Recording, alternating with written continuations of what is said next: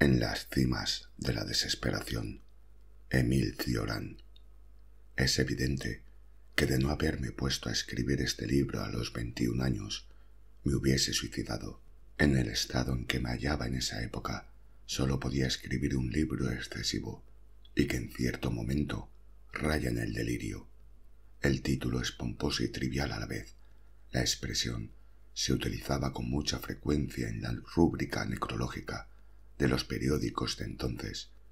A propósito del menor suicidio, se evocaban las cimas de la desesperación. Yo tenía varios títulos, pero no acababa de decidirme por ninguno de ellos. Un día, en el café al que acudía todas las tardes, pregunté al camarero, ¿de estos títulos cuál prefiere? Me quedé con el que más le gustó a él.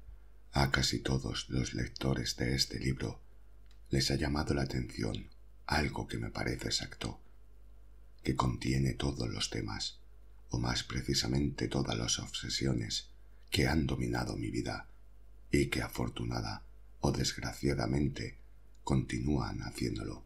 Émile Cioran. Prefacio. Escribí este libro en 1933, a los 22 años, en una ciudad que amaba, Sibiu, en Transilvania. Había acabado mis estudios de filosofía y para engañar a mis padres y engañarme también a mí mismo, fingí trabajar en una tesis sobre Bergson. Debo confesar que en aquella época la jerga filosófica halagaba mi vanidad y me hacía despreciar a toda persona que utilizara el lenguaje normal.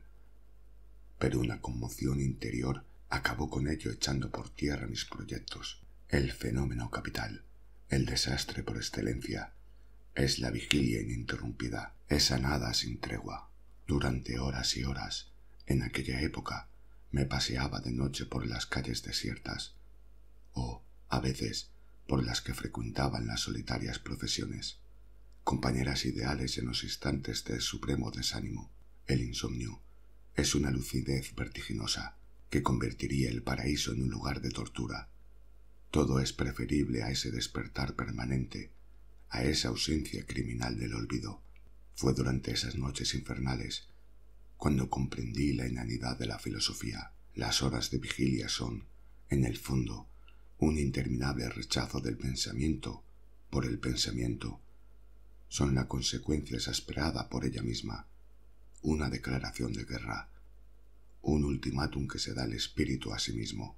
Caminar impide rumiar interrogaciones sin respuesta, mientras que en la cama se cavila sobre lo insoluble hasta el vértigo. En semejante estado de espíritu concebí este libro, el cual fue para mí una especie de liberación, de explosión saludable. De no haberlo escrito, hubiera, sin duda, puesto en término a mis noches.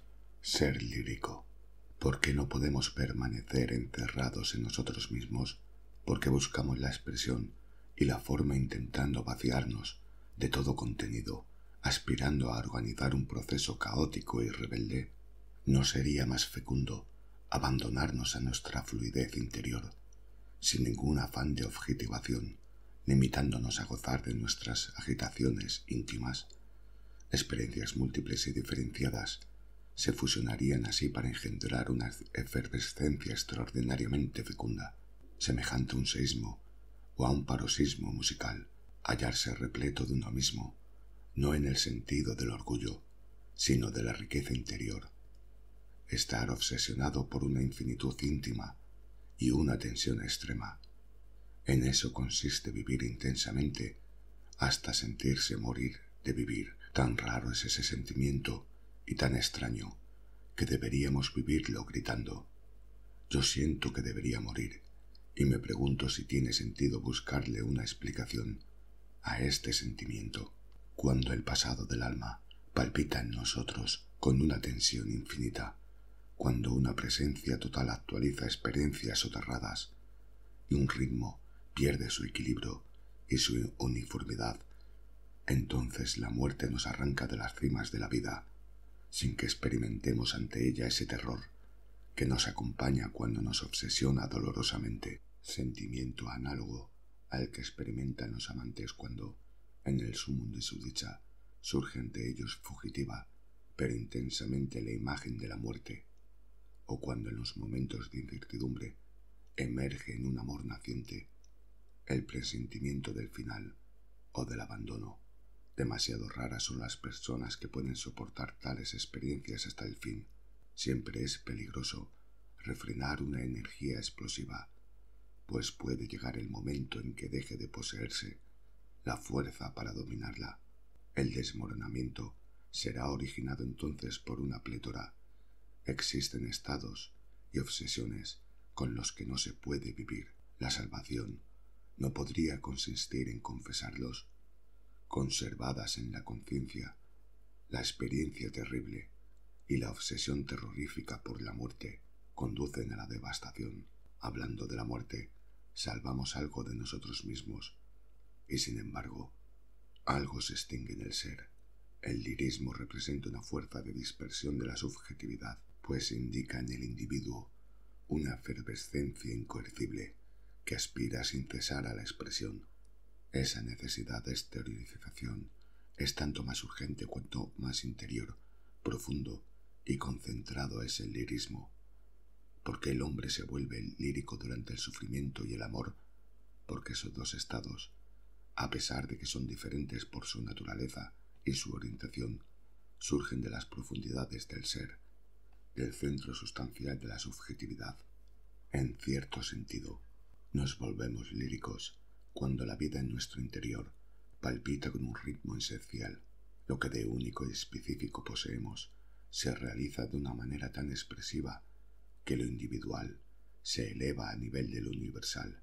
Las experiencias subjetivas más profundas son asimismo las más universales, por la simple razón de que alcanzan el fondo original de la vida. La verdadera interiorización conduce a una universalidad inaccesible para aquellos seres que no sobrepasan lo inesencial y que consideran el lirismo como un fenómeno interior, como el producto de una inconsistencia espiritual, cuando, en realidad, los recursos líricos de la subjetividad son la prueba de una gran profundidad interior. Algunas personas son líricas únicamente en los momentos decisivos de su existencia, otras solo en el instante de la agonía, cuando todo el pasado se actualiza y se precipita sobre ellos como un torrente. Pero en la mayoría de los casos, la explosión lírica surge tras experiencias esenciales, cuando la agitación del fondo íntimo del ser alcanza su paroxismo. De esa manera, seres propensos a la objetividad y a la impersonalidad, ajenos tanto a sí mismos como a las realidades profundas, cuando se hallan presos del amor, experimentan un sentimiento que moviliza todas sus facultades personales. El hecho de que casi todo el mundo escriba poesía cuando está enamorado prueba bien que el pensamiento conceptual no basta para expresar la infinitud interior. Solo una materia fluida y racional es capaz de ofrecer al lirismo una objetivación apropiada, ignorando tanto lo que ocultamos en nosotros mismos como lo que oculta el mundo.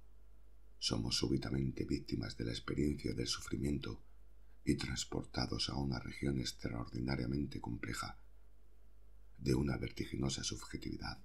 El lirismo del sufrimiento lleva a cabo una purificación interior, en la cual las llagas no son ya simples manifestaciones externas, sin implicaciones profundas, sino que forman parte de la sustancia misma del ser. Existe un canto de la sangre, de la carne y de los nervios. De ahí que casi todas las enfermedades tengan propiedades líricas. Solo quienes perseveran en una insensibilidad escandalosa permanecen indiferentes frente a la enfermedad, la cual produce siempre un ahondamiento íntimo. Solo se vuelve uno realmente lírico tras un profundo trastorno orgánico. El lirismo accidentalmente procede de causas exteriores y desaparece con ellos. Sin una pizca de locura el lirismo es imposible. Resulta significativo que las psicosis se caracterizan en su comienzo por una fase lírica, en la que las barreras y los obstáculos se vienen abajo para dar paso a una ebriedad interior de una pasmosa fecundidad. Así se explica la productividad poética de las psicosis nacientes. Sería la locura un paroxismo del lirismo, pero limitémonos a escribir del elogio del segundo, para evitar escribir de nuevo el de la primera. El estado lírico trasciende las formas y los sistemas. Una fluidez, un flujo interno se mezclan en un mismo movimiento, como en una convergencia ideal, todos los elementos de la vida, del espíritu para crear un ritmo intenso y perfecto, comparado con el refinamiento de una cultura anquilosada, que prisionera de los límites y de las formas, disfraza todas las cosas. El lirismo es una expresión bárbara. Su verdadero valor consiste, precisamente, en no ser más que sangre, sinceridad y llamas. ¡Qué lejos estoy de todo!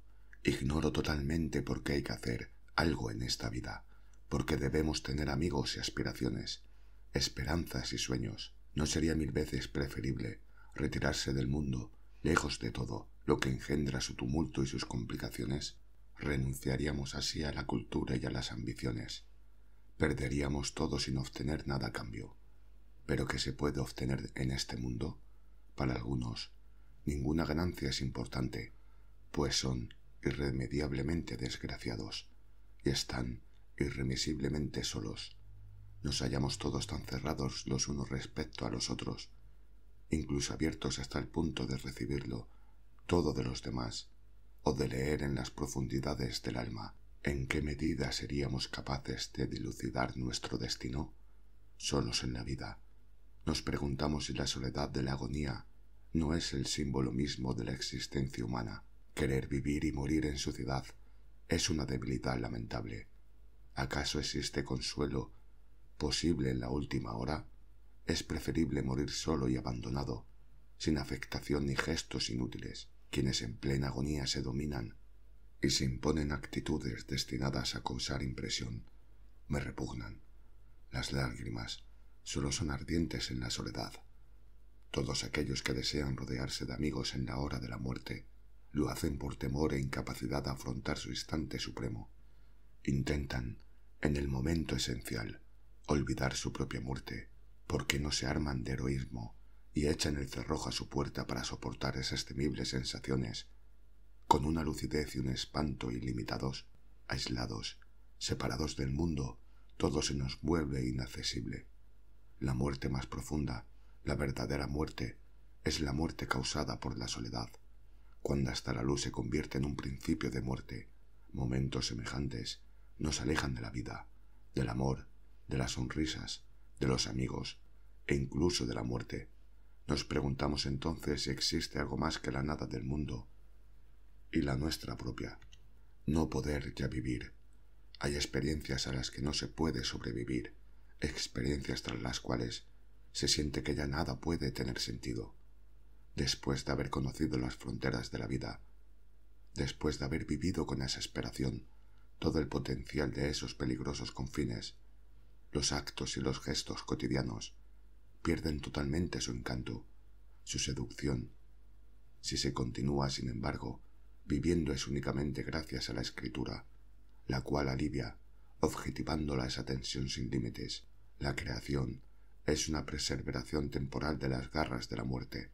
Siento que me hallo al borde de la explosión, a causa de todo lo que me ofrecen la vida y la perspectiva de la muerte. Siento que muero de soledad, de amor, de odio y de todas las cosas de este mundo. Los hechos que me suceden parecen convertirme en un globo que está a punto de estallar. En esos momentos extremos se realiza en mí una conversión a la nada. Se dilata uno interiormente hasta la locura, más allá de todas las fronteras, al margen de la luz, allí donde ella es arrancada a la noche. Se expande uno hacia una plétora desde la que un torbellino salvaje nos proyecta directamente en el vacío. La vida crea la plenitud y la vacuidad, la exuberancia y la depresión. ¿Qué somos nosotros ante el vértigo que nos consume hasta el absurdo? Siento que la vida se resquebraja en mí a causa de un exceso de desequilibrio, como si se tratase de una explosión incontrolable, capaz de hacer estallar irremediablemente al propio individuo. En las fronteras de la vida sentimos que ella se nos escapa, que la subjetividad no es más que una ilusión y que bullen en nosotros fuerzas incontrolables. las cuales rompen todo ritmo definido.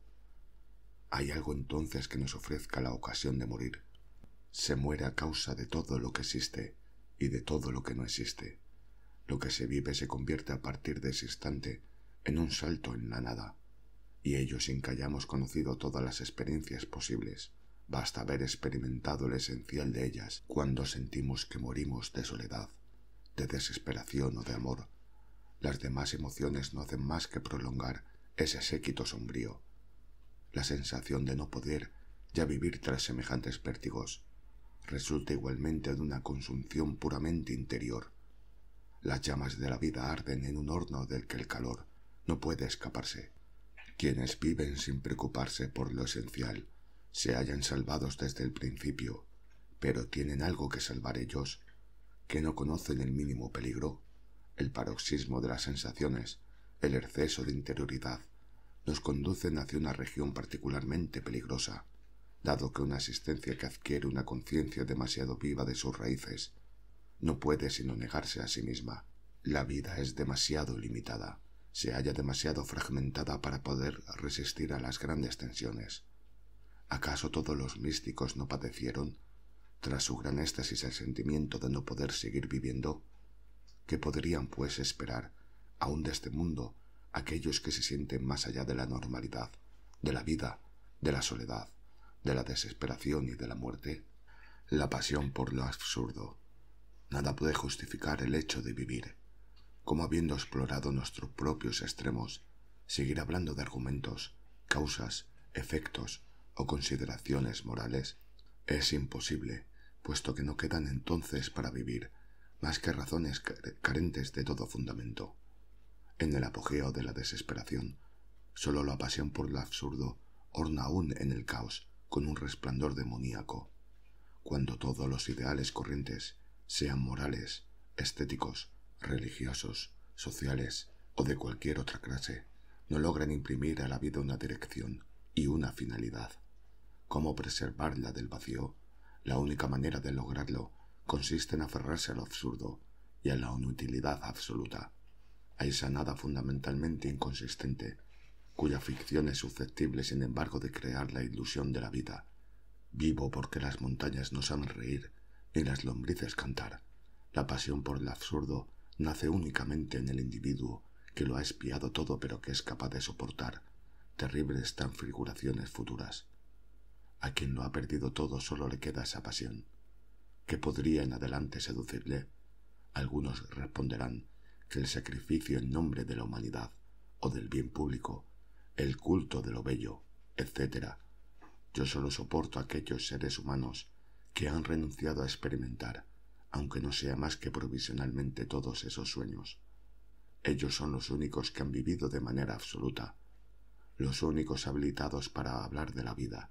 Si pueden hallarse de nuevo el amor y la serenidad, ello es posible mediante el heroísmo y no mediante la inconsciencia. Toda existencia que no contenga una gran locura carece de valor. ¿En qué se diferencia una existencia semejante de la de una piedra, un palo o una mala hierba? Lo afirmo con total honestidad. Hay que ser objeto de una gran locura para querer ser piedra, palo o mala hierba. Medida del sufrimiento. Hay seres que se hallan condenados a saborear únicamente el veneno de las cosas. Seres para quienes toda sorpresa es dolorosa y toda experiencia una nueva tortura. Se dirá que ese sufrimiento tiene razones subjetivas y procede de una constitución particular. Pero existe un criterio objetivo para evaluar el sufrimiento. ¿Quién podría certificar que mi vecino sufre más que yo mismo, o que nadie ha sufrido más que el Cristo? El sufrimiento no es objetivamente evaluable, pues no se mide por signos exteriores o trastornos precisos del organismo, sino por la manera que tiene la conciencia de reflejarlo y de sentirlo. Pero, desde ese punto de vista, las jerarquizaciones resultan imposibles. Todo el mundo preservará su propio sufrimiento, que considera absoluto e ilimitado, incluso tras evocar todos los sufrimientos de este mundo, las más terribles agonías y los suplicios más refinados, las muertes más atroces y los abandonos más dolorosos, todos los apestados, los quemados vivos y las víctimas lentas del hambre. ¿Disminuiría por ello nuestro sufrimiento? Nadie podrá consolarse en el momento de su agonía mediante el simple pensamiento de que todos los hombres son mortales, de la misma manera que, enfermos, no podríamos hallar un alivio en el sufrimiento presente o pasado de los demás. En este mundo orgánicamente deficiente y fragmentario, el individuo tiende a elevar su propia existencia al rango del absoluto. Todos vivimos como si fuéramos el centro del universo o de la historia. Esforzarse por comprender el sufrimiento ajeno no disminuye en nada el nuestro propio. En este tema las comparaciones carecen del mínimo sentido, dado que el sufrimiento es un estado de soledad íntima que nada exterior puede mitigar. Poder sufrir solo es una gran ventaja. ¿Qué sucedería si el rostro humano expresara con fidelidad el sufrimiento interior? Si todo el suplicio interno se manifestara en la expresión, podríamos conservar aún, podríamos intercambiar palabras sin ocultar nuestro rostro con las manos. La vida sería realmente imposible si la intensidad de nuestros sentimientos pudieran leerse sobre nuestra cara.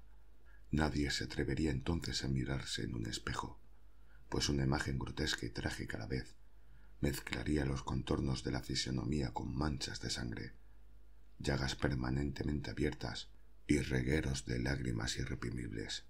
Yo experimentaría una voluptuosidad llena de terror observando, en el seno de la confortable y superficial armonía cotidiana, la explosión de un volcán que arroja llamas ardientes como la desesperación. Observar cómo la mínima llaga de nuestro ser se abre irremediablemente para transformarnos por entero en una sangrienta erupción. Solo entonces percibiríamos las ventajas de la soledad, la cual vuelve mudo e inaccesible sufrimiento. En el estallido del volcán de nuestro ser, bastaría el veneno acumulado en nosotros para envenenar al mundo entero. La irrupción del espíritu. La soledad verdadera nos aísla totalmente entre el cielo y la tierra, pues es ahí donde aparece todo el drama de la finitud. Los paseos solitarios, extraordinariamente fecundos y peligrosos a la vez para la vida interior, deben realizarse sin que nada turbe el aislamiento del ser humano en este mundo, es decir, por la noche, a la hora en que ninguna de las distracciones habituales puede ya interesarnos, cuando nuestra visión del mundo emana de la región más profunda del espíritu, de la zona que nos separa de la vida y de su herida. Cuánta soledad necesitamos para poder tener acceso al espíritu, cuánta muerte necesitamos en la vida y cuánto fuego interior. Hasta tal punto la soledad niega la vida que el desarrollo del espíritu producido por desgarramientos íntimos se vuelve casi insoportable. No es significativo que los seres que se sublevan contra él sean precisamente quienes poseen demasiado espíritu, quienes conocen la gravedad de la enfermedad que afectó a la vida para engendrarlo. Solo los seres sanos hacen apología del espíritu. Quienes no han experimentado nunca los tormentos de la vida, ni las antinomias sobre las cuales se basa la existencia, quienes sienten realmente el peso de su propio espíritu, lo toleran con orgullo o lo presentan como si fuera una calamidad. Nadie, sin embargo, está contento en el fondo de sí mismo de semejante adquisición catastrófica para la vida. ¿Cómo en efecto se podría estar encantado de esta vida privada de atractivos, de ingenuidad y de espontaneidad? La presencia del espíritu indica siempre una carencia de vida, mucha soledad y un sufrimiento prolongado. ¿Quién hablaba, pues, de la salvación obtenida gracias al espíritu? Es falso pensar que el vivir innamente sea un vivir ansioso del que el hombre sea liberado mediante el espíritu.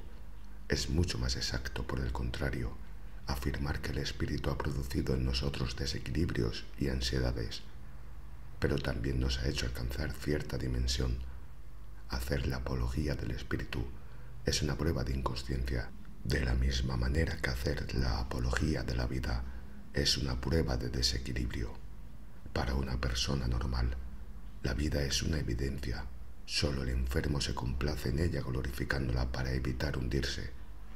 Pero ¿qué será de quien no puede ya glorificar ni la vida ni el espíritu? Yo y el mundo El hecho de que yo exista prueba que el mundo no tiene sentido. ¿Qué sentido, en efecto, podría yo hallar en los suplicios de un hombre infinitamente atormentado y desgraciado, para quien todo se reduce en última instancia a la nada y para quien el sufrimiento domina el mundo? Que el mundo haya permitido la existencia de un ser humano como yo prueba que las manchas sobre el sol de la vida son tan grandes que acabarán ocultando su luz.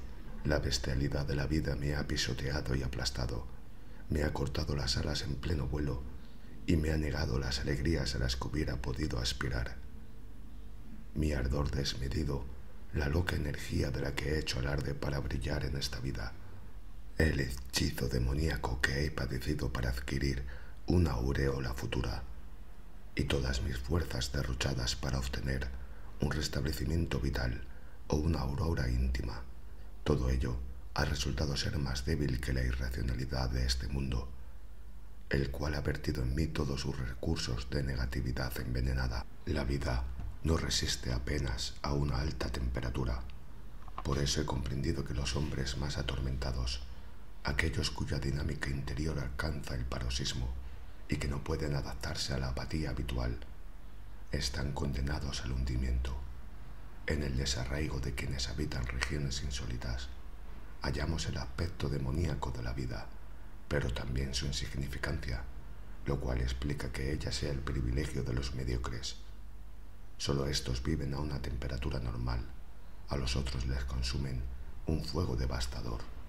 Yo no puedo aportar nada al mundo, pues mi manera de vivir es única, la de la agonía. Os quejáis de los seres humanos, sean malvados, vindicativos, ingratos o hipócritas. Yo os propongo por mi parte el método de la agonía, que os permitirá evitar profesionalmente todos esos defectos. Aplicadlo, pues, a cada generación. Los efectos se manifestarán inmediatamente. Quizás así sea yo también útil a la humanidad. Mediante el látigo, el fuego o el veneno, obligad a todo ser humano a realizar la experiencia de los últimos instantes, para que conozca en un atroz suplicio esa gran purificación que es la visión de la muerte. Dejadle luego irse, correr aterrado hasta que se caiga de agotamiento. El resultado será sin duda alguna más brillante que lo obtenido mediante los métodos normales. Lástima que no pueda yo hacer agonizar al mundo entero para purgar de raíz a la vida. La llenaría de llamas tenaces, no para destruirla, sino para inocularle una savia y un calor diferentes. El fuego con el que yo incendiaría el mundo no produciría su ruina, sino una transfiguración cósmica esencial. De esa manera la vida se acostumbraría a una alta temperatura y dejaría de ser un nido de mediocridad. Quién sabe si incluso la muerte no dejaría dentro de ese sueño de ser inmanente a la vida. Escrito el 8 de abril de 1933, el día en que cumplo 22 años. Experimento una extraña sensación al pensar que soy, a mi edad, un especialista de la muerte. Agotamiento y agonía.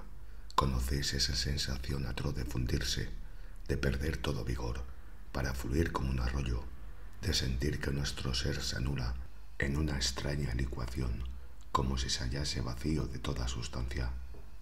No estoy hablando de una sensación vaga e indeterminada, sino de una sensación precisa y dolorosa. No sentir ya más que nuestra cabeza separada del cuerpo y aislada de manera alucinadora, lejos del agotamiento voluptuoso que se siente contemplando el mar o dejándose invadir por ensueños melancólicos. Se trata de un agotamiento que nos consume y nos destruye. Ningún esfuerzo, ninguna esperanza, ninguna ilusión puede seducirnos ya cuando lo padecemos. Permanecer estupefactos ante nuestra propia catástrofe, incapaces de pensar o de actuar, anonadados por tinieblas glaciales, desorientados como si nos hallásemos sometidos a la influencia de alguna alucinación nocturna o abandonados como en los momentos de remordimiento, significa alcanzar el límite negativo de la vida, la temperatura extrema que aniquilará nuestra última ilusión. En este momento de agotamiento se manifestará el sentido verdadero de la agonía, lejos de ser un combate quimérico. Ella refleja la imagen de la vida que lucha en las garras de la muerte, con muy pocas posibilidades de vencer. La agonía como combate, un combate contra quién y por qué. Sería cometer un error interpretar la agonía como un impulso al que su propia inutilidad exacta, o como un tormento cuya penalidad se hallase incluida en sí mismo. Fundamentalmente, agonizar significa ser martirizado en la frontera entre la vida y la muerte, siendo la muerte inmanente a la vida. Esta última se convierte casi en su totalidad en una agonía. Por lo que a mí respecta, solo llamo instantes de agonía a las fases más dramáticas de esa lucha entre la vida y la muerte, en las cuales se vive la segunda de manera consciente y dolorosa. La agonía verdadera nos hace alcanzar la nada a través de la muerte. La sensación de agotamiento nos consume entonces inmediatamente y la muerte obtiene la victoria. En toda verdadera agonía encontramos ese triunfo de la muerte, y ello incluso si una vez pasados los instantes de agotamiento continuamos viviendo. ¿Dónde está en semejante suplicio el combate quimérico? ¿No posee la agonía de todas formas un carácter definitivo? ¿No se parece a una enfermedad incurable que nos tortura intermitentemente? Los instantes de agonía indican un progreso de la muerte en detrimento de la vida, un drama de la conciencia originado por la ruptura del equilibrio existente entre la vida y la muerte. Esos instantes solo se producen en plena sensación de agotamiento, cuando la vida ha alcanzado su nivel más bajo. Su frecuencia es un índice de podredumbre y de desmoronamiento.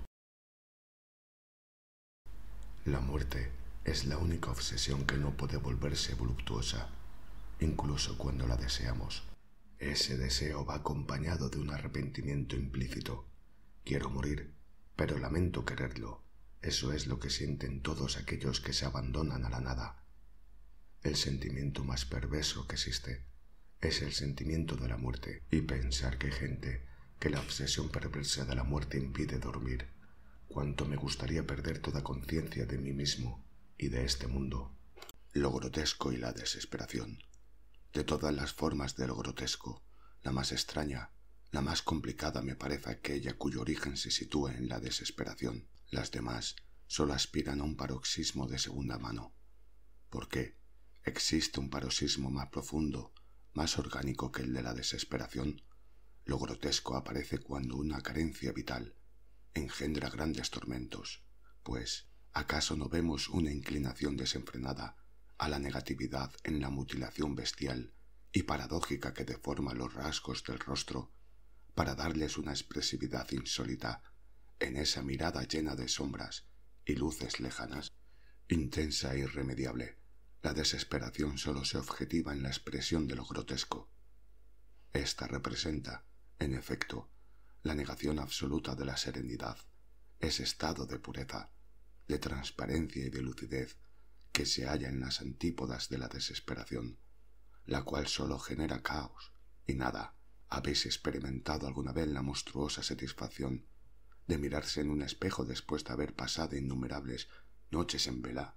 ¿Habéis soportado la tortura de los insomnios, en los que se percibe cada instante de la noche, en los que estamos solos en el mundo y sentimos que vivimos el drama esencial de la historia, esos instantes en los que ni siquiera ya tiene ya la mínima significación y deja de existir para nosotros, pues notamos que se elevan en nuestro interior llamas terribles, esos momentos en los que nuestra propia existencia nos parece ser la única en un mundo nacido para vernos agonizar? ¿Habéis experimentado esos innumerables instantes, infinitos como el sufrimiento, en los que el espejo refleja la imagen misma de lo grotesco? En él aparece una tensión final, a la cual se asocia una palidez de encanto demoníaco, la palidez de quien acaba de atravesar el abismo de las tinieblas.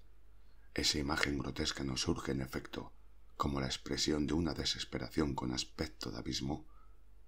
No evoca el vértigo abisal de las grandes profundidades, la llamada de una infinitud abierta, dispuesta a devorarnos, y a la cual nos sometemos como una fatalidad. Qué agradable sería poder morir arrojándose al vacío absoluto. La complejidad de lo grotesco reside en su capacidad de expresar una infinitud interior, así como un paroxismo extremo. ¿Cómo podría éste, pues, objetivarlo? ¿Como contornos claros y netos?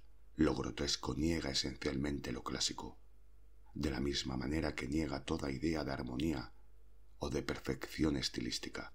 Que lo grotesco oculte con mucha frecuencia tragedias que no expresan directamente es una evidencia para quien conoce las formas múltiples del drama íntimo. Todo aquel que haya visto su rostro en su hipóstasis grotesca no podrá volver a mirarse, pues se tendrá siempre miedo a sí mismo. A la desesperación sucede una inquietud llena de tormentos. ¿Qué hace, pues, lo grotesco, sino actualizar e intensificar el miedo y la inquietud? El presentimiento de la locura. Nunca comprenderán los seres humanos por qué algunos de ellos son condenados a la locura, porque existe esta fatalidad inexorable que es la entrada en el caos, en el cual la lucidez no puede durar más que el relámpago. Las páginas más inspiradas, aquellas de las que emana un lirismo absoluto, esas páginas en las que se siente uno abandonado a una exaltación, a una ebriedad total del ser, solo pueden escribirse en un estado de tensión tal que todo regreso al equilibrio resulta tras él ilusorio. De ese estado no se puede salir indemne. El resorte íntimo del ser se ha roto, las barreras interiores desmoronado. El presentimiento de la locura se produce únicamente tras experiencias capitales. Creemos entonces haber alcanzado alturas vertiginosas en las cuales vacilamos. Perdemos el equilibrio y la percepción normal de lo concreto y lo inmediato. Un gran peso parece aplastar el cerebro, como para reducirlo a una simple ilusión, y sin embargo, es esa una de las pocas sensaciones que nos revelan, justamente, la horrible realidad orgánica de la que nuestras experiencias proceden. Bajo esa presión, que intenta golpearnos contra la tierra y hacernos estallar, surge el miedo, un miedo cuyos componentes son difíciles de definir. No se trata del miedo a la muerte que se apodera del ser humano para dominarlo hasta asfixiarlo. No es un miedo que se insinúa en el ritmo de nuestro ser para paralizar el proceso de la vida que se lleva a cabo en nosotros. Es un miedo que atraviesa relámpagos poco frecuentes pero intensos, como un trastorno soportado que elimina para siempre toda posibilidad de equilibrio futuro. Es imposible delimitar este extraño presentimiento de la locura. Su aspecto aterrador proviene de que percibimos en él una disipación total, una pérdida irremediable para nuestra vida. Sin dejar de respirar y alimentarme, yo he perdido todo lo que nunca pude añadir a mis funciones biológicas. Pero esa no es más que una muerte aproximativa. La locura nos hace perder todo lo que nos individualiza en el universo, nuestra perspectiva propia, el cariz particular de nuestro espíritu. La muerte también nos hace perderlo todo, con la diferencia de que la pérdida es en ella el resultado de una proyección en la nada. De ahí que, aunque persistente y esencial, el miedo a la muerte sea menos extraño que el miedo a la locura, en la cual nuestra semipresencia es un factor de inquietud, mucho más complejo que el terror orgánico a la ausencia total, experimentado ante la nada. ¿No sería acaso la locura una manera de evitar las miserias de la vida? Esta pregunta solo se justifica teóricamente, dado que en la práctica, quien es víctima de ciertas ansiedades considera el problema de modo diferente. El presentimiento de la locura va acompañado del miedo a la lucidez durante la locura, el miedo a los momentos de regreso a sí mismo, en los que la intuición del desastre podría engendrar una locura aún mayor. De ahí que no exista salvación a través de la locura. Deseamos el caos, pero tememos sus revelaciones. Toda forma de locura es tributaria del temperamento y de la condición orgánicos.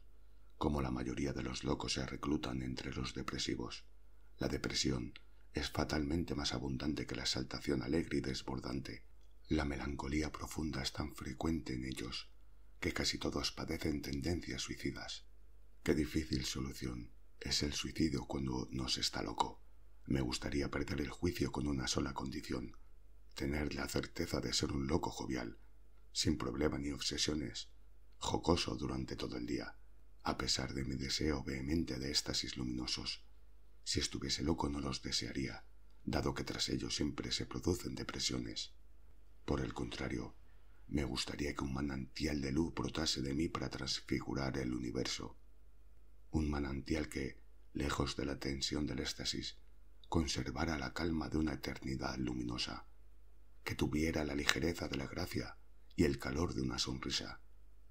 Quisiera que el mundo entero flotase en este sueño de claridad, en ese encantamiento transparente e inmaterial, que no hubiese ya obstáculos ni materia, forma o confines, y en ese paraíso yo muriese de luz. Sobre la muerte, algunos problemas, cuando los meditamos, nos aíslan en la vida, nos destruyen incluso.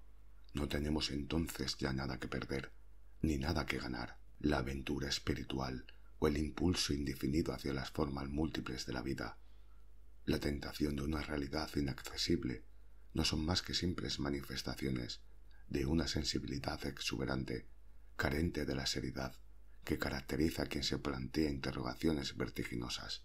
No me refiero a la gravedad superficial de aquellos que son considerados como personas serias, sino a una tensión cuya locura exacerbada nos eleva, en cualquier momento, al nivel de la eternidad. Vivir en la historia pierde entonces todo significado, pues el instante es sentido tan inmensamente que el tiempo se eclipsa ante la eternidad. Algunos problemas puramente formales, por muy difíciles que sean, no exigen en absoluto una seriedad infinita, puesto que lejos de surgir de las profundidades de nuestro ser, son únicamente producto de las incertidumbres de la inteligencia. Solo el pensador visceral es capaz de ese tipo de seriedad, en la medida en que para él todas las verdades provienen de un suplicio interior más que de una especulación gratuita. Al ser que piensa por el placer de pensar, se opone a aquel que piensa bajo el efecto de un desequilibrio vital. Me gusta el pensamiento que conserva un sabor de sangre y de carne, y a la abstracción vacía prefiero con mucho una reflexión que proceda de un arrebato sensual o de un desmoronamiento nervioso. Los seres humanos no han comprendido todavía que la época de los entusiasmos superficiales está superada, y que un grito de desesperación es mucho más revelador que la argucia más sutil, que una lágrima tiene un origen más profundo que una sonrisa. ¿Por qué nos negamos a aceptar el valor exclusivo de las verdades vivas que emanan de nosotros mismos? Solo se comprende la muerte si se siente la vida como una agonía prolongada, en la cual la vida y la muerte se hallan mezcladas. Los seres que gozan de buena salud no poseen ni la experiencia de la agonía ni la sensación de la muerte. Su vida se desarrolla como si tuviera un carácter definitivo. Es característico de las personas normales considerar la muerte como algo que procede del exterior y no como una fatalidad inherente al ser. Una de las mayores ilusiones que existen consiste en olvidar que la vida se halla cautiva de la muerte.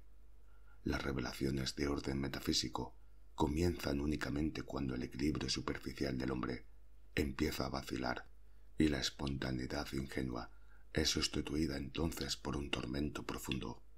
El hecho de que la sensación de la muerte solo aparezca cuando la vida es trastornada en sus profundidades prueba de una manera evidente la inmanencia de la muerte en la vida. El examen de las profundidades de esta muestra hasta qué punto es ilusoria la creencia en una pureza vital, y qué justificada está la convicción de que el carácter demoníaco de la vida implica un sustrato metafísico. Siendo la muerte inmanente a la vida, porque la conciencia de la muerte hace imposible el hecho de vivir, la existencia normal del hombre no es en absoluto turbada por ella, pues el proceso de entrada en la muerte sucede inocentemente mediante un ocaso de intensidad vital.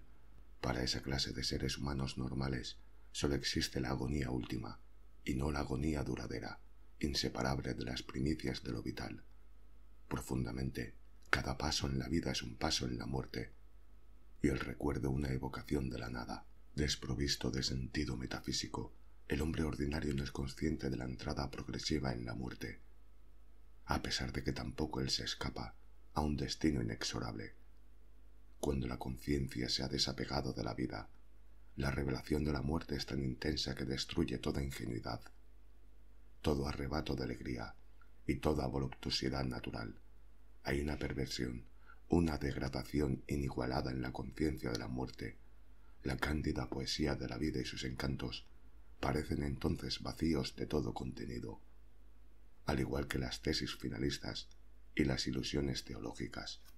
Poseer la conciencia de una larga agonía equivale a arrancar la experiencia individual de su ámbito natural, para desenmascarar su nulidad y su insignificancia. Es atentar contra las raíces irracionales de la propia vida, ver cómo la muerte se extiende, verla destruir un árbol e insinuarse en el sueño, ajar una flor o acabar con una civilización, nos conduce más allá de las lágrimas y de las decepciones, más allá de toda forma o categoría. Quien nunca ha experimentado el sentimiento de esa terrible agonía en la que la muerte nos invade como un aflujo de sangre, como una fuerza incontrolable que nos ahoga o nos estrangula, provocando alucinaciones horrorosas, ignora el carácter demoníaco de la vida y las efervescencias interiores creadas de grandes transfiguraciones. Sólo esa sombría ebriedad luminosa del éxtasis en la que, subyugados por visiones paradisíacas, nos elevamos hacia una esfera de pureza, en la cual lo vital se sublima para volverse inmaterial. Un suplicio loco, peligroso y destructor, caracteriza la tétrica ebriedad, en la que la muerte aparece engalonada en los encantos de pesadillas que poseen los ojos de serpiente. Semejantes visiones nos unen a la esencia de lo real. Entonces, las ilusiones de la vida y de la muerte se desenmascaran. Una agonía exaltada amalgamará en un terrible vértigo la vida en la muerte, mientras que un satanismo bestial adoptará las lágrimas de la voluptuosidad. La vida, como agonía prolongada y camino hacia la muerte, no es sino una versión suplementaria de la dialéctica demoníaca que lo obliga a engendrar formas que ella destruye. La multiplicidad de las formas vitales engendra una dinámica de mente en la que únicamente se reconoce el diabolismo del devenir y de la destrucción. La irracionalidad de la vida se manifiesta en este desbordamiento de formas y de contenidos, en esta frenética tentación de renovar los aspectos desgastados. Una especie de felicidad podría obtener quien se entregara a ese devenir, dedicándose, más allá de toda problemática torturadora, a saborear todas las potencialidades del instante, sin la perpetua confrontación reveladora de una relatividad insuperable. La experiencia de la ingenuidad es la única posibilidad de salvación. Pero, para aquellos que sienten la vida como una larga agonía, la cuestión de la salvación no es más que una cuestión. La revelación de la inmanencia de la muerte se lleva a cabo en general gracias a la enfermedad y a los estados depresivos. Existen otros caminos para lograrla, pero son estrictamente accidentales e individuales.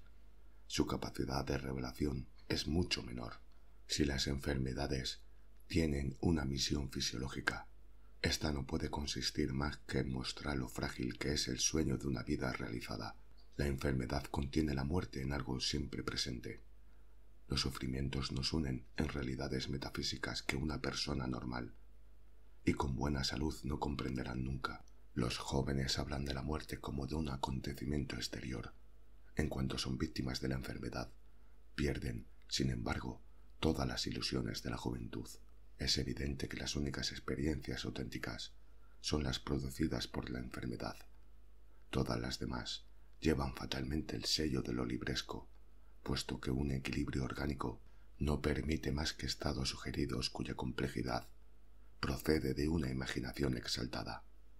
Sólo los verdaderos enfermos son capaces de una seriedad auténtica. Los demás están dispuestos a renunciar, en lo más íntimo de sí mismos, a las revelaciones metafísicas procedentes de la desesperación y de la agonía a cambio de un amor cándido o una voluptuosa inconsciencia. Toda enfermedad implica heroísmo, un heroísmo de la resistencia y no de la conquista, que se manifiesta a través de la voluntad de mantenerse en las posiciones perdidas de la vida. Esas posiciones se hallan irremediablemente perdidas tanto para aquellos a los que la enfermedad afecta de manera fisiológica, como para quienes soportan estados depresivos tan frecuentes que acaban determinando el carácter constitutivo de su ser. Esta es la razón por la cual las interpretaciones corrientes no encuentran ninguna justificación profunda del miedo a la muerte manifestado por ciertos depresivos. ¿Cómo es posible que en medio de una vitalidad a veces desbordante aparezca el miedo a la muerte, o al menos el problema que ella plantea? La respuesta a esta pregunta hay que buscarla en la estructura misma de los estados depresivos. En ellos Cuando el abismo que nos separa del mundo va aumentando, el ser humano se observa a sí mismo y descubre la muerte en su propia subjetividad. Un proceso de interioración atraviesa una tras otra todas las formas sociales que envuelven el núcleo de la subjetividad. Una vez alcanzado y sobrepasado ese núcleo, la interiorización progresiva y paroxística revela una región en que la vida y la muerte se hallan indisolublemente unidas. En el depresivo, el sentimiento de la inmanencia de la muerte se añade a la depresión para crear un clima de inquietud constante del que la paz y el equilibrio son definitivamente desterrados. La irrupción de la muerte en la estructura misma de la vida introduce implícitamente la nada en la elaboración del ser, de la misma manera que la muerte es inconcebible sin la nada. La vida es inconcebible sin un principio de negatividad. La implicación de la nada en la idea de la muerte se lee en el miedo que se le tiene a ésta, el cual no es más que el miedo al vacío. La inmanencia de la muerte revela el triunfo definitivo de la nada sobre la vida, probando así que la muerte existe únicamente para actualizar progresivamente el camino hacia la nada, el desenlace de esta inmensa tragedia que es la vida, la del ser humano en particular.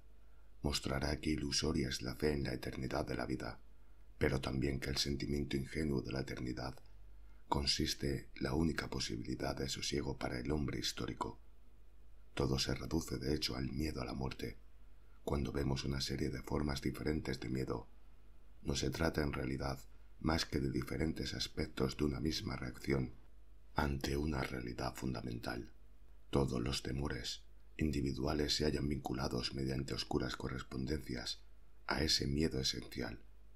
Quienes intentan liberarse de él utilizando razonamientos artificiales se equivocan, dado que es rigurosamente imposible anular un temor visceral mediante construcciones abstractas.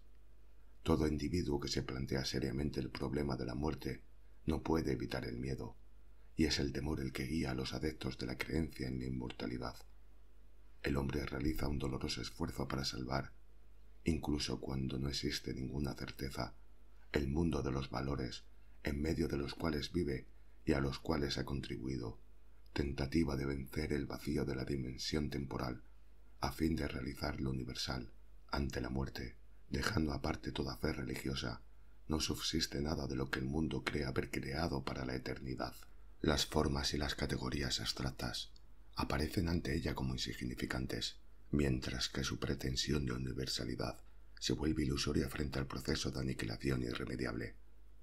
Nunca una forma o una categoría podrán aprehender la existencia en su estructura esencial, como tampoco podrán comprender el sentido profundo de la vida ni de la muerte, que podrían pues oponerles a éstas el idealismo o el racionalismo. Nada, las demás concepciones o doctrinas no nos enseñan tampoco casi nada sobre la muerte. La única actitud pertinente sería el silencio o un grito de desesperación. Quienes pretenden que el miedo a la muerte no tiene ninguna justificación profunda, en la medida en que la muerte no puede coexistir con el yo, dado que ésta desaparece al mismo tiempo que el individuo, olvidan el extraño fenómeno que es la agonía progresiva. En efecto, ¿qué alivio podría aportar la distinción artificial entre el yo y la muerte a quien siente la muerte con una intensidad real? ¿Qué sentido puede tener una sutilidad lógica o una argumentación para el individuo víctima de la obsesión de lo irremediable? Toda tentativa de considerar los problemas existenciales desde el punto de vista lógico está condenado al fracaso. Los filósofos son demasiado orgullosos para confesar su miedo a la muerte y demasiado presuntuosos para reconocer que la enfermedad posee una fecundidad espiritual. Hay en sus consideraciones sobre la muerte una serenidad fingida. Son ellos, en realidad, quienes más tiemblan ante ella. Pero no olvidemos que la filosofía es el arte de disimular los tormentos y los suplicios propios.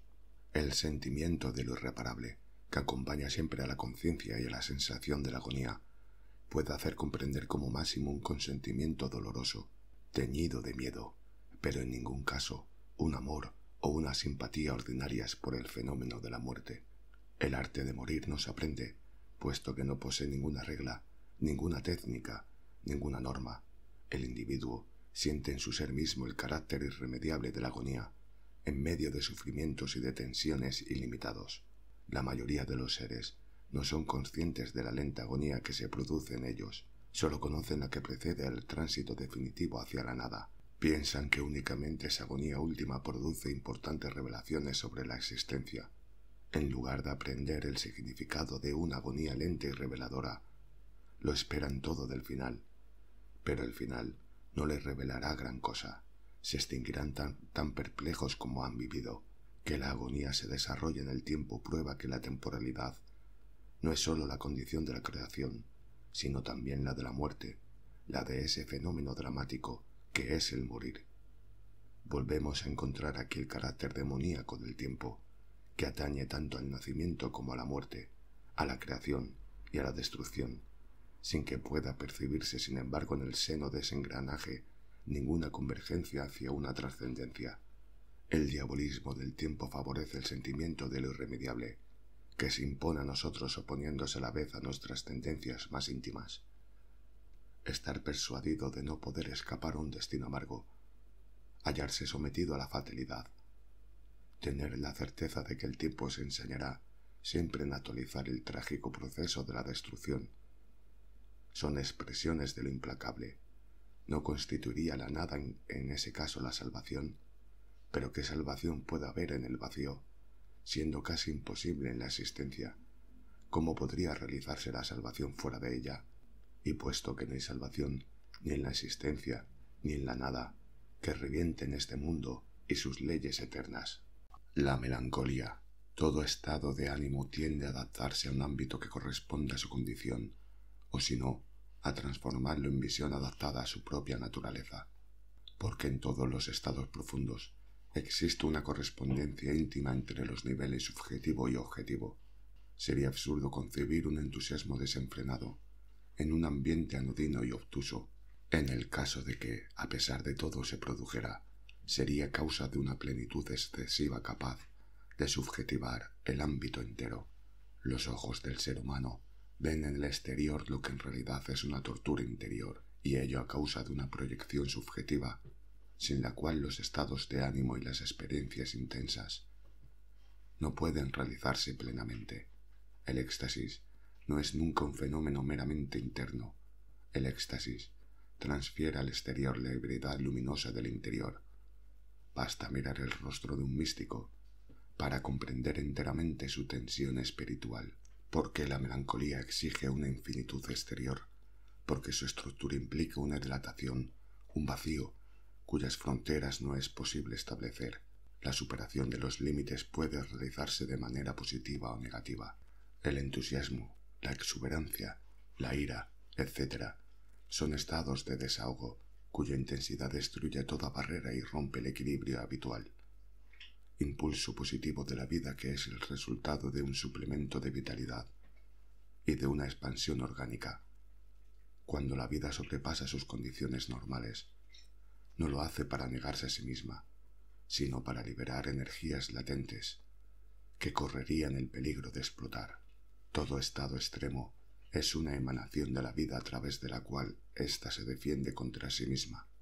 El desbordamiento de los límites producido por estados negativos, por su parte, tiene otro sentido totalmente diferente. No procede de la plenitud, sino por el contrario, de un vacío cuyos límites resultan indefinibles, y ello tanto más cuanto que el vacío parece surgir de las profundidades del ser, para extenderse progresivamente como una gangrena, proceso de disminución más que de crecimiento, siendo lo contrario de la expansión. En la existencia constituye un retorno hacia la vacuidad.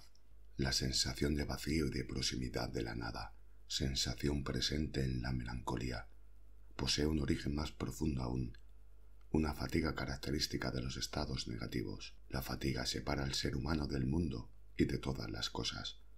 El ritmo intenso de la vida se reduce. Las pulsaciones viscerales y la actividad interior pierden parte de esa tensión que singulariza a la vida en el mundo y que hace de ella un momento inmanente de la existencia. La fatiga representa la primera causa orgánica del saber, pues ella produce las condiciones indispensables para una diferenciación del ser humano en el mundo. A través de ella se alcanza esa perspectiva singular que sitúa el mundo ante el hombre. La fatiga nos hace vivir por debajo del nivel normal de la vida y no nos concede más que un presentimiento de las tensiones vitales. Los orígenes de la melancolía se encuentran, por consiguiente, en una región en que la vida es vacilante y problemática. Así se explica en la fertilidad de la melancolía para el saber y su esterilidad para la vida. Si en las experiencias corrientes domina la intimidad ingenua con los aspectos individuales de la existencia, la separación respecto a ellos engendra en la melancolía un sentimiento vago del mundo, una experiencia secreta, una extraña visión anulan las formas consistentes y los yugos individuales y diferenciados para sustituirlos por un hábito de una transparencia inmaterial y universal. El desapego progresivo de todo lo que es concreto e individualizado nos eleva a una visión total, que gana en extensión lo que pierde en precisión. No existe estado melancólico sin esta ascensión, sin una expansión hacia las cimas, sin una elevación por encima del mundo, lejos de la producida por el orgullo o el desprecio, por la desesperación o la inclinación desenfrenada hacia la negatividad. La engendrada por la melancolía es el resultado de una larga reflexión y de un ensueño vaporoso, nacidos de la fatiga. Si el hombre en estado de melancolía se halla inspirado, no es para gozar del mundo, sino para estar solo. ¿Qué sentido adquiere la soledad en la melancolía? ¿No está acaso vinculada al sentimiento de lo infinito, tanto interior como exterior? La mirada melancólica permanece inexpresiva mientras sea concebida sin la perspectiva de lo ilimitado y la vaguedad interiores, que no deben confundirse con la infinitud fecunda del amor, exigen imperiosamente una extensión cuyos límites sean inaccesibles. La melancolía implica un estado vago, sin ninguna intención determinada. Las experiencias corrientes necesitan objetos palpables y formas cristalizadas. El contacto con la vida se realiza en ese caso a través de lo individual, contacto íntimo y seguro. El desapego hacia la existencia y el abandono de sí mismo a lo ilimitado elevan al ser humano para arrancarlo de su ambiente natural. La perspectiva de lo infinito le deja solo en el mundo. Cuanto más aguda es la conciencia que tiene de la infinitud del mundo, más se intensifica el sentimiento de su propia finitud. Si en ciertos estados esa conciencia deprime y tortura, en la melancolía se vuelve mucho menos dolorosa, gracias a una sublimación que hace de la soledad y el abandono estados menos penosos, y a veces incluso les confiere un carácter voluptuoso. La desproporción entre la infinitud del mundo y la finitud del ser humano es un motivo grave de desesperación. Sin embargo, cuando se la considera con una perspectiva onírica, como en los estados melancólicos, deja de ser torturadora, pues el mundo adquiere una belleza extraña y enfermiza. El sentido profundo de la soledad implica una suspensión del hombre en la vida, un hombre atormentado en su aislamiento por el pensamiento de la muerte. Vivir solos significa no pedirle ya nada a la vida, no esperar ya nada de ella. La muerte es la única sorpresa de la soledad. Los grandes solitarios no se aislaron nunca con el fin de prepararse para la vida, sino por el contrario, para esperar resignados su desenlace. Imposible traer de los desiertos y de las grutas un mensaje para la vida. ¿Acaso no condena ésta, en efecto, a todas las religiones cuyos orígenes se sitúan en ellos? ¿No hay acaso en las iluminaciones y las transfiguraciones de los grandes solitarios una visión del final y del hundimiento opuesta a toda idea de aureola y de resplandor? El significado de la soledad de los melancólicos, mucho menos profunda, llega a adoptar en ciertos casos un carácter estético. No se habla de melancolía dulce y voluptuosa. La propia actitud melancólica, por su pasividad y su desapego, no está teñida de esteticismo. La actitud del esteta frente a la vida se caracteriza por una pasividad contemplativa que goza de lo real, según las exigencias de la subjetividad, sin normas ni criterios, y que convierte al mundo en un espectáculo al que el ser humano asiste pasivamente. La concepción espectacular de la vida elimina lo trágico y las antinomias inmanentes a la existencia, las cuales, una vez reconocidas y experimentadas, nos hacen aprehender en un doloroso vértigo el drama del mundo. La experiencia de lo trágico supone una tensión inconcebible para un ditelante, pues nuestro ser se implica en ella total y decisivamente, hasta el punto de que cada instante deja de ser una impresión para convertirse en un destino, presente en todo estado estético. El sueño no constituye el elemento central de lo trágico. Ahora bien, lo que de estético hay en la melancolía se manifiesta precisamente en la tendencia al ensueño, a la pasividad y al encanto voluptuoso. Sus aspectos multiformes nos impiden, sin embargo, considerar íntegramente la melancolía como un estado estético. ¿Acaso no es muy frecuente en su forma sombría? ¿Pero qué es en primer lugar la melancolía suave? ¿Quién no conoce la extraña sensación de placer que se experimenta en las tardes de verano, cuando nos abandonamos a nuestros sentidos olvidando toda problemática definida, y el sentimiento de una eternidad serena procura al alma un sosiego extraordinario? Parece entonces que todas las preocupaciones de este mundo y las incertidumbres espirituales son reducidas al silencio, como ante un espectáculo de una belleza excepcional, cuyos encantos volverían todo problema inútil. Más allá de la agitación, de la confusión y de la efervescencia, un ánimo tranquilo saborea con una voluptuosidad reservada todo el esplendor del ambiente. Entre los elementos esenciales de los estados melancólicos figuran la tranquilidad, la ausencia de una intensidad particular. La nostalgia, parte integrante de la melancolía, explica también esa ausencia de intensidad específica. Si a veces la nostalgia persiste, nunca tiene, sin embargo, suficiente intensidad para provocar un sufrimiento profundo. La actualización de algunos acontecimientos o inclinaciones pasadas, la adición a nuestra afectividad presente de elementos ya inactivos, la relajación existente entre la tonalidad afectiva de las sensaciones y el ámbito en el que se produjeron y que abandonaron luego, todo ello es esencialmente determinado por la melancolía. La nostalgia expresa en un nivel afectivo un fenómeno profundo, el progreso hacia la muerte mediante el hecho de vivir. Siento nostalgia de lo que ha muerto en mí, de la parte muerta de mí mismo. No actualizo más que el espectro de realidades y de experiencias pasadas. Pero ello basta para mostrar la importancia de la parte difunda. La nostalgia revela el significado demoníaco del tiempo, el cual, a través de las transformaciones que realiza en nosotros, provoca implícitamente nuestra aniquilación. La nostalgia vuelve al ser humano melancólico sin paralizarlo, sin hacer fracasar sus aspiraciones, pues la conciencia de lo irreparable que supone no se aplica más que al pasado, y el porvenir permanece en cierta manera abierto. La melancolía no es un estado de gravedad rigurosa, provocada por una afección orgánica, pues en ella no se experimenta esa terrible sensación de irreparibilidad que domina la existencia entera y que se encuentra en algunos casos de tristeza profunda. La melancolía, incluso la más sombría, es más un estado de ánimo transitorio que una disposición constitutiva, estado de ánimo que no excluye nunca totalmente el ensueño y que no permite, pues, considerar la melancolía como una enfermedad. Formalmente la melancolía suave y voluptuosa y la melancolía sombría presentan aspectos idénticos: vacío interior, sensación de infinitud exterior, vaguedad de las sensaciones, ensueño, sublimación, etc. La diferencia solo es evidente en lo que a la tonalidad afectiva de la visión respecta.